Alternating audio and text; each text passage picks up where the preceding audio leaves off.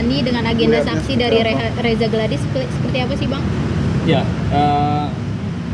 kami selaku tim kuasa hukum dari Dr. Oki, ya, hari ini sebenarnya ingin bisa berjumpa dengan kuasa hukumnya RG.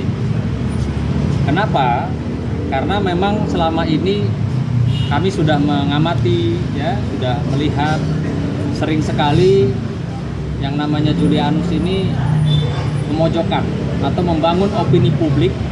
Klien kami seolah-olah adalah seorang sindikat, yang dimana sindikat itu adalah satu predikat yang sangat-sangat negatif, sangat dapat mencemarkan atau merusak nama baik klien kami Dr. Oki yang belum pernah tersangkut urusan hukum, apalagi ada putusan hukum dia sebagai terpidana. Maka tadi kami selaku tim kuasa hukum pengen, ya, berjumpa secara profesional yang seharusnya kalau seorang pengacara berbicara apalagi di hadapan teman-teman media, dia harusnya bisa menunjukkan bukti. Kalau dia bilang Dr. Oki adalah seorang sindikat, dia harus bisa menunjukkan bukti. Apakah ada putusan hukum yang inkrah, apakah ada laporan polisi, apakah klien kami menjadi tersangka, ya. Bahkan di persidangan, ya, kawan kami Nikita Mirzani saja Dr. Oki tidak menjadi terdakwa. Artinya dia sudah membangun opini menjelekkan klien kami tanpa dasar. Kami perlu ingatkan bahwa kita sesama advokat itu tidak kebal hukum. Ketika dia menyampaikan ke hadapan publik dan tidak bisa, ya, membuktikan, maka akan ada upaya hukum dari pihak kami. Bang Nahat, menambahin. Ya, teman-teman semua, bahwa hari ini sebenarnya kita lihat sangat ramai, ya. Karena hari ini puncaknya pemeriksaan namanya saksi korban. Yang kehadiran saksi korban itu menunjukkan bahwa dia harus bisa simetris antara keterangan dia dan juga keterangan dan alat bukti yang lain. Saya dari awal saya sampaikan bahwa Nikita itu bisa bebas kalau keterangan dia sebagai saksi tidak sejalan dengan alat bukti, tidak sejalan dengan saksi-saksi yang lain. Karena kalau bicara tentang pidana, bicara tentang alat bukti. Alat bukti ada 5, keterangan saksi, petunjuk, surat. Kita juga ada keterangan daripada terdakwa, keterangan ahli. Nah, kalau itu tidak simetris, memang Nikita menjadi wajar untuk dibebaskan. Ini Nikita belum bersalah loh. Posisi dia itu masih terdakwa, tapi belum dinyatakan bersalah sebelum ada putusan pengadilan yang inkrah. Karena kalau ada putusan pengadilan Nikita bersalah, udah pasti ada upaya hukum banding dan seterusnya. Nah, saya di sini tadi Bang Suno sudah sampaikan bahwa ada seorang advokat, rekan kita, berperilaku, berstatement seolah-olah dia lebih dari polisi, menyuruh polisi untuk tersangkakan orang. Kita advokat itu harus berbicara berdasarkan undang-undang advokat. Kalau advokat itu adalah memberikan nasihat hukum yang baik dan benar kepada klien, bukan memerintah, mengintervensi aparat penegak hukum yang lain seperti pihak kepolisian. Yang kedua lagi, sudah menebarkan fitnah. Dugaan kami adalah memberikan keterangan bohong kepada publik bahwa klien kami ini adalah seorang sindikat. Kata sindikat itu adalah kejahatan besar. Makanya kami minta hari ini kami datang nih. Maunya biar ketemu sama dia, kita mau ada preskon bareng nih atau duduk bersama kita diskusi bareng. Bahasa sindikat itu dia harus cabut, dia harus minta maaf. Kalau tidak, pasti kami akan ambil upaya hukum. Karena kata sindikat itu adalah kejahatan besar. Pernah nggak klien kami si Dr. Oki dilaporkan atau jadi tersangka atau jadi terdakwa? Dia kan belum pernah. Lalu kata sindikat itu berasal dari mana? Makanya sebenarnya kami datang minta klarifikasi yang bersangkutan. Kalau memang kata itu tidak ada dan dia salah ucap, sebagai advokat lebih baik gentleman. Dia minta maaf. Kalau enggak, kalau dia tidak datang ke kantor kami yang datang ke kantornya dia. Supaya kami mau konfirmasi kepada yang bersangkutan, kenapa dia bicara tentang sindikat kepada klien kami Dr. Oki. Dia harus bertanggungjawabkan itu. Ya. Bang, tadi Reza Gladys juga pada saat memberikan kesaksian dia menyebut Dr. Oki adalah orang pertama yang memberikan nomor mail dan akhirnya berujung dugaan Ya, pemerasan. sekarang pertanyaan saya, ya, memberikan, emang klien saya ujuk-ujuk memberikan gitu kepada DRG? Kan tentunya atas permintaan, ya, atas permintaan. Jadi ya kita sama-sama tahu lah,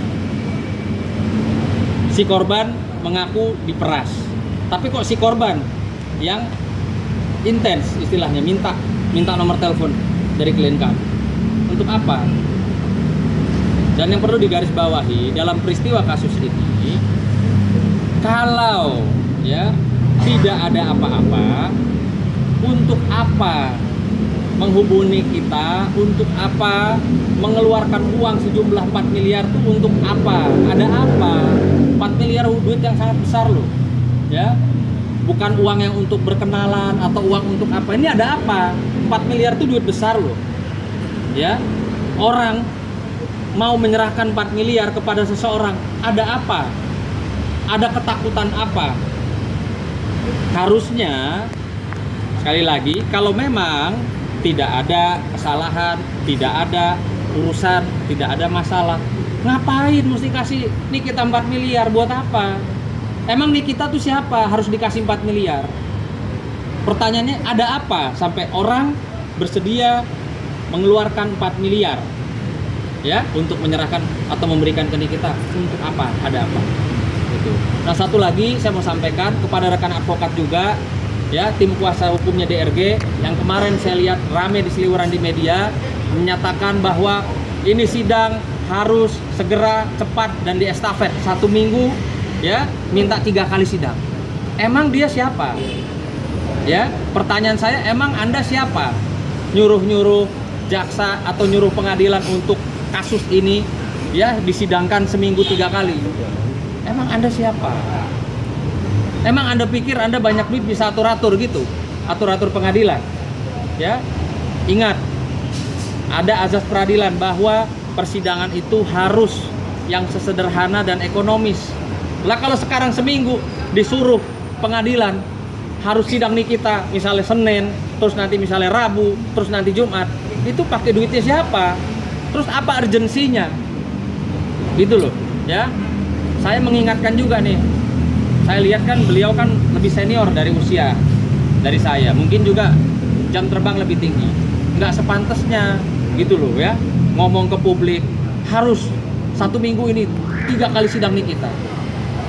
Untuk apa? Apa urgensinya apa? Apakah ini kasus politis, kasus teroris, kasus yang menyebabkan mungkin kegaduhan yang luar biasa? Saya rasa enggak lah. Jadi tolong sekali lagi saya mengingatkan, saya ini junior mengingatkan kepada senior, tolonglah sudah stop memberikan statement-statement yang bisa dikatakan tidak baik gitu loh. Tidak baik, tidak benar. Ngapain nyuruh-nyuruh jaksa, nyuruh-nyuruh hakim untuk segera sidang seminggu 3 kali? Untuk apa? Bang, tapi kan ada di dakwaan itu juga ada pernyataan bahwasannya Dr. Oki mengatakan kepada DRG coba dengan murid-muridnya harus nggak murah loh, mahal loh. Itu pernyataan itu gimana Pak Pandangan? Ya, Itu kan ada mungkin di saya dakwaan. perlu jelaskan ya. Namanya juga keterangan saksi. Dia boleh bicara apa saja. Faktanya kan nggak ada. Bahwa klien kita hanya mempertemukan sebagai teman. Dan dia yang intens kok. Si korbannya mengaku sebagai intens. Pasti ada melatar belakangnya penyerahan duit tersebut. Prinsipnya bahwa peradilan telah berproses, kita harus hormati pengadilan. Yang penting jangan ada intervensi terhadap pengadilan, terhadap jaksa. Karena kita ini advokat. Undang-undang kita jelas undang advokat. Kita harus memberikan nasihat hukum yang baik dan benar kepada yang namanya klien kita. Bukan mengintervensi. Jangan mendikte peradilan. Iya, itu nggak boleh. Ya, itu bukan ranah kita. Makanya saya ingatkan si Pak Anus ini, ya, lo kalau memang gentleman ketemu saya, udah kita debat aja. Mau debat di mana pun saya siap kok. Dari dulu saya sudah bilang, udah debat aja. Saya akan minta klarifikasi kenapa dia bilang Dr. Oki itu adalah sindikat. Ya. Dia harus pertanggungjawabkan perbuatan omongan dia, omong yang gede itu loh, yang seliuran kemana-mana. Kalau lu udah datang ke kantor saya datang ke kantor kamu, gitu loh. Kita biar jelaskan dan selesaikan urusan ini karena ini fitnah dan saya yakin adalah kebohongan publik yang sangat besar. Ya. Bahasa yang namanya sindikat itu adalah kejahatan besar. Makanya dia harus buktikan itu. Oke? Oke. Cukup ya? Sip.